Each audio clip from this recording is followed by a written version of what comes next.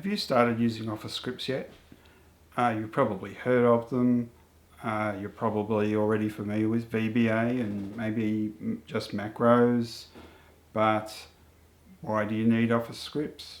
If you'd like to use an automation tool in the web version of Excel, for example, or through Teams, you're going to need Office scripts. And whilst they're not exactly the same as VBA and macros, there is some similarities, of course. It's a programming language and you can record. Let's have a look at Office scripts together. We'll just start real slow and we'll step through a few of the basics today. So let's dive in, shall we?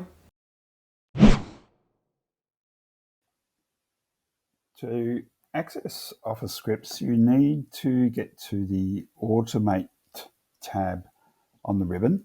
So if we click Automate, you'll see the options appearing here to create and view scripts, the scripts gallery, and to automate scripts with some flows from Power Automate. Now you'll see that that's grayed out right now, and that's simply because we're using the desktop version and we haven't saved the file through to OneDrive or a SharePoint location as yet. Now, if you can't see the Automate tab, it may simply be a matter of right-clicking and customizing the ribbon and ensuring that this option here is ticked on or checked on. But if you're looking for macros and VBA, it's the Developer tab that you're after. Now, the Automate tab comes with most Office 365 education and business licenses, and it's now coming through to personal and family as well. But you will also see it if you are using Office on the web, in particular Excel on the web.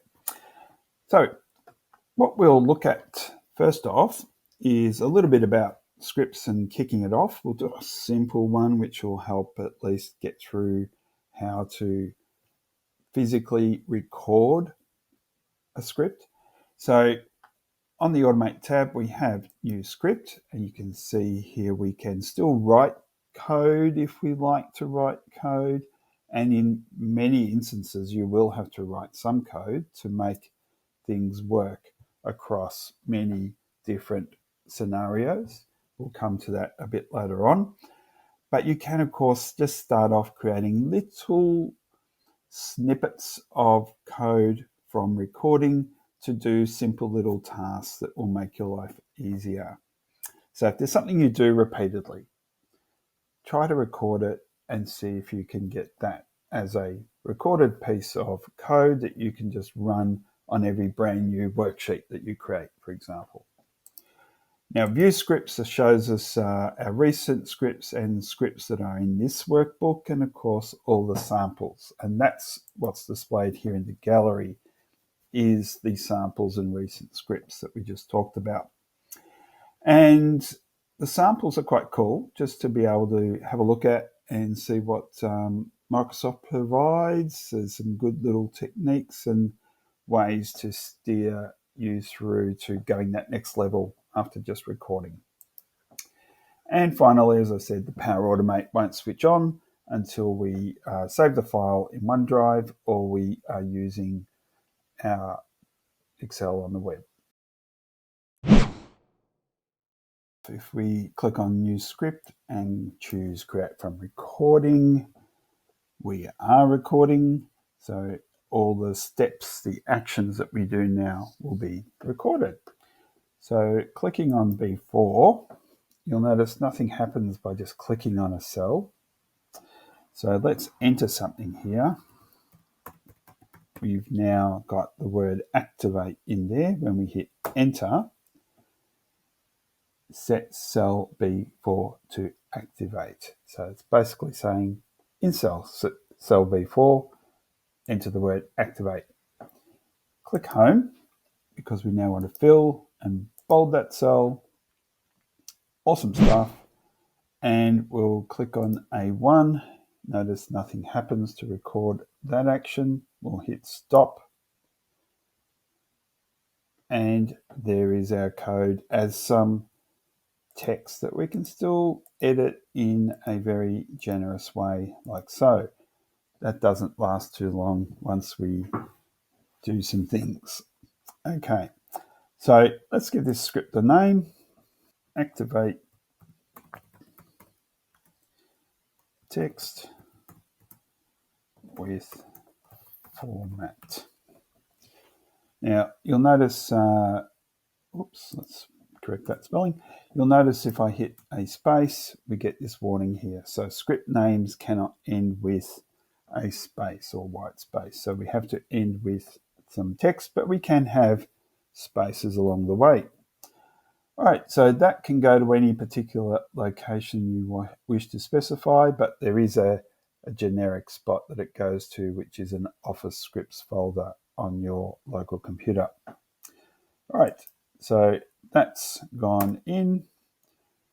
And what we can do from here on is also add a bit more things. We can add a description. We can add it in the workbook, and we can add it with a button, which has been the joy of so many people creating macros, was to run things with a button. You get that by default here with scripts. I can only edit the script, and here is the rundown of what's happened with that script in terms of its activity. Notice we can go back to all scripts here. We can run, edit, rename. We have more options here where we can do an advanced edit. This edit we currently have is a simple edit. So an advanced edit looks more codey, if you like. Still get that delete, rename, and we can make a copy. Notice we're still not able to automate a task yet and give Microsoft some feedback. Now, if I wanted to run that again, the exact same thing will happen. So let me just clear the decks here, because what we want to do when we run it is firstly see that it runs successfully. Always test your scripts. And it's gone back to A1 there for us. Let's try that again. And let's click over here, for example, run it once more. And this time the mouse pointer stayed there. Sorry, the cell pointer stayed there. So we need to do something to get the cell pointer to end up in a particular location. We can close that. And we'll run an advanced edit. So once we do this, we no longer get that simple edit mode, but that's fine. That goes away anyway. So you can see here, we've got some code which will go through line by line very soon and just make this work a little bit better. And we'll do some other recording codes as well in our next section. Now, let's look at our script in a bit more detail before we go adding anything to it.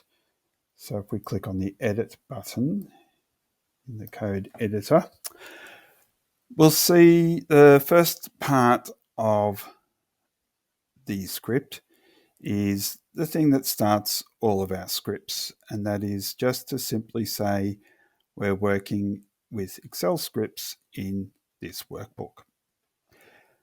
Now, straight off, we've got a variable that's been declared here.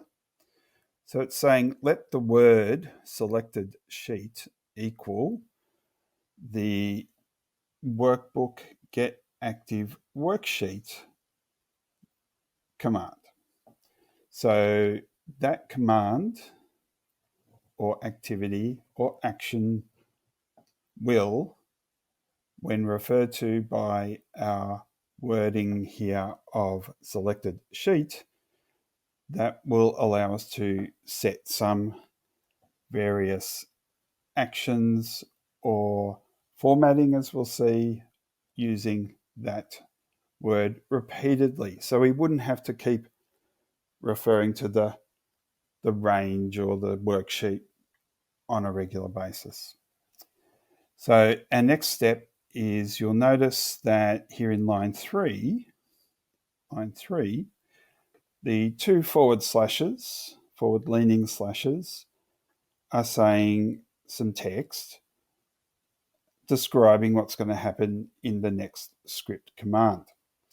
So that is a way to document what's going to happen so that when you come back to this or someone else reads it, you'll know what's going on within your script. So we're saying set range B4 on the selected sheet. So that's where we've referred to that particular variable that we declared earlier. Now you'll notice as I double clicked on it, it's highlighted all of the areas where it is mentioned. So that is a good way to highlight that we used that word many times throughout this very small script. So you can imagine in a much larger one, it would be very, very useful and efficient, best practice-wise, to declare variables that you're going to repeatedly refer to. And then we are selecting that cell, and the value is that we're going to put that text in there, the word activate. So select the range, which is a single cell B4, and set the value of that cell to contain the word activate, which we have done here. Then the next commenting is that we're going to fill the colors with this color, and it'll just be for that range, that cell B4 again. And then we do that particular select, getting that range, get the format, get fill, set the color to that particular yellow, which is represented by this value here. And finally, set the font to bold, and you'll see it's true because bold will be either on or off, true or false. So if we change that to false, that will no longer be bolded when we next run that. So that's a little bit about our current script. Now, the one thing that didn't happen was that the cell pointer didn't return back to cell A1. So let's go back and back again to all scripts. And I've got a little script type and format, it's called, which we're going to edit. And we'll see what we can do about setting the cell pointer to go back to A1. Now you'll see here we've got sheet get range A1 and select it. Now that's basically telling the cursor to move to A1 as per the documentation here. Now the sheet get range is because we defined using a constant. So it's much like the variable we defined in our other one. The word sheet refers to the active worksheet in this workbook. So sheet get range, we wish to put our variable that we've got in ours instead of that one. So let's just copy this and flick back to our script, which is activate text with format, edit that, and just clicking at the end, we can paste that in. But we need to change that from selected sheet, so from sheet to selected sheet. Now, one thing to note here, you'll see I've got a lowercase s and an uppercase s. We need to be very specific with our upper and lower cases when we're dealing with scripts. So capitalization is important, as is spelling, and it will mean something different.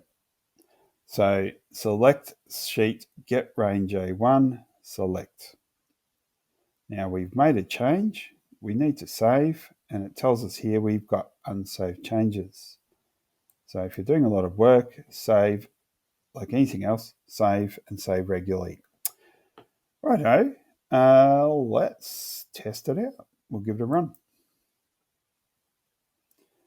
The script ran successfully, and what we can see is our mouse pointer, our cell pointer, has ended up in A1, and it did our other activities, which was to make that cell yellow and bold and put the word activate in it. So let's just select that, delete, run it once more, boom, super quick. Okay, so that's a way to add some extra functionality to your script, which you potentially can't record. Okay, so let's have a look at some more scripting in our next section. So this time we're recording a script to do something a bit more than we did in our first one. This time we're going to create a hyperlink index to take us to the sheets of this workbook. So in recording that, we can then look at a few potential limitations once we've got it recorded to see where we could take this a little bit further. So let's do the record. And once again, automate, new script, create from recording. Check 2, we are on. And what we need to do is to set up our page. So I'll just fill in the text here. And as you can see, it's starting to build. Leave a line, and it'll be sales, inventory, and staff. Now, with the sales, we want to insert a link, and that link will be a place in the document, which will be sales. Inventory, similar thing.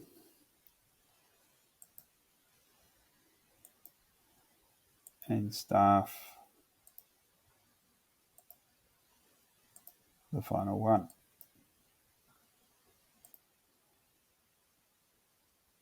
Now let's finish off with a bit of formatting just to make this look kind of neat. So we'll bold it up, do a background of yellow, might make all of these bold also, and maybe a bit bigger along with the heading. And we might do a few things just to give it some colour and life. There we go. So we'll go back home and let's stop that right there. Now we'll give that a name. Index my workbook.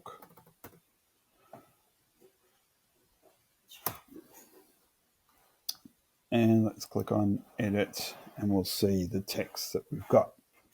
Now this one's quite a bit lengthier than that first one, but it's simply a lot of repetition that makes it lengthy. Let's see if you can follow along. So we're declaring a variable selected sheet, which will be the active worksheet once again.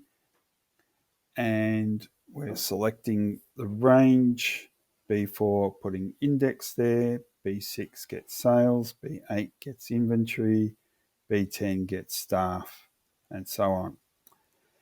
And then in the selected range B6, which is the sales text, we're creating a hyperlink with the name sales displayed, and it's going to the page sales cell A1.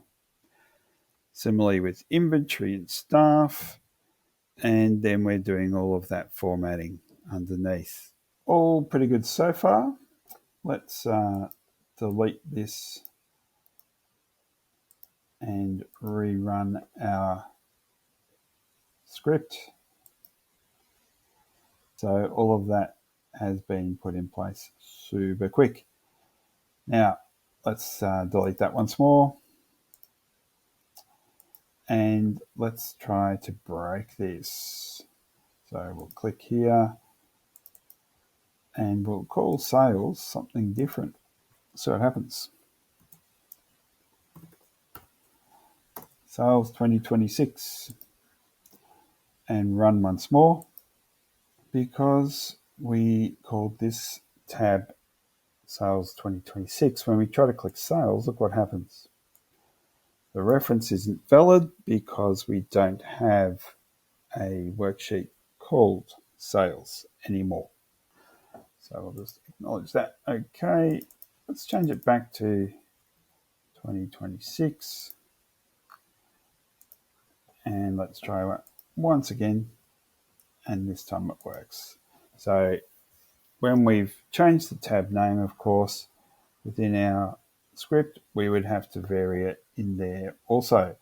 Similarly, when we add a new worksheet, such as this reports,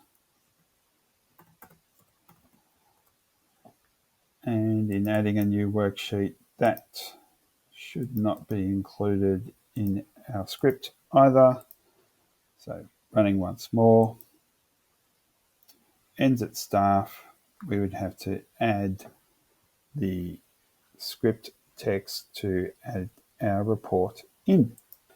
Now, this can get quite hung up if we're just dealing with the same data every time, that's fine. But if we need to make it a bit more flexible for other workbooks. So let's have a look at that in our next section. So our last example works, but in limited circumstances.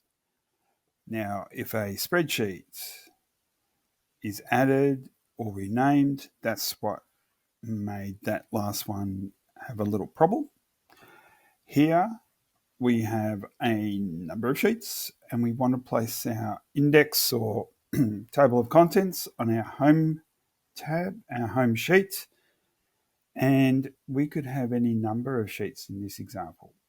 So let's have a look at what's coming up as we have created, so with a little help from an artificial friend, we have created a script that will do just that. Now, let me just run it for first off. So on our home tab, our home sheet, we have our workbook navigation title and all of the links here to each of the sheets as they exist. Let's call up another file. So we're back to our other file here, which was the one we used in the last example, plus a couple of extra tabs. So let's try to run our new script. And voila, it now takes account of all of the tab names as they exist right now. Let's make a change here. We'll call this, as we did earlier, 2026. And let's go back home and we'll rerun our script. Now this time it incorporates the name and the actual link does work. So that is the additional bits and pieces that will make your scripts much more usable because they will be flexible depending on circumstances.